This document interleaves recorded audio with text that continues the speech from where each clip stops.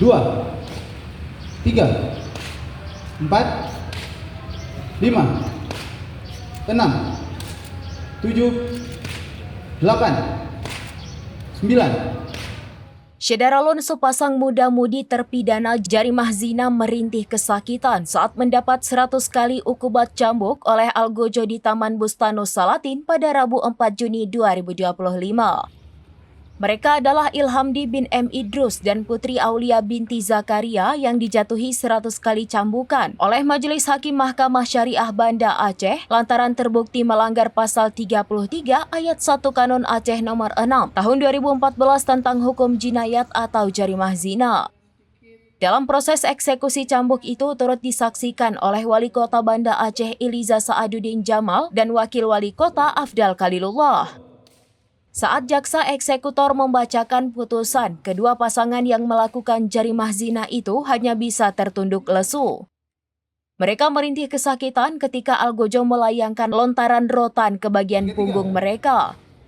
Keduanya dihukum cambuk secara terpisah. Raut wajah mereka tak bisa menahan rasa sakit akibat terkena lontaran rotan tersebut. Bahkan acap kali mereka meminta untuk diberikan waktu untuk beristirahat sejenak. Tim medis juga dengan cekatan membantu kedua terpidana tersebut dengan mengecek kesehatan mereka. Bahkan Wali Kota Banda Aceh Iliza turun langsung untuk memberikan minum kepada terpidana perempuan yang terkulai lemas saat proses cambukan masih di angka 50 kali.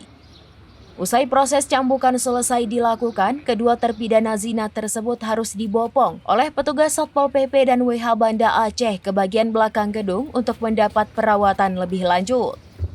Selain terpidana zina, jasa eksekutor juga melakukan proses ukubat cambuk terhadap 3 terpidana lainnya. Mereka adalah Rizky Munandar melanggar pasal 16 tentang jarimah kamar dan dijatuhi 31 kali cambukan. Erdiansyah melanggar pasal 18 Kanun Jinayat tentang jarimah maisir dengan ukubat cambuk 10 kali. Dan Husni melanggar pasal 18 Kanun Jinayat dijatuhi ukubat 8 kali cambuk. Dari Banda Aceh, Indra Wijaya, serambinews.com.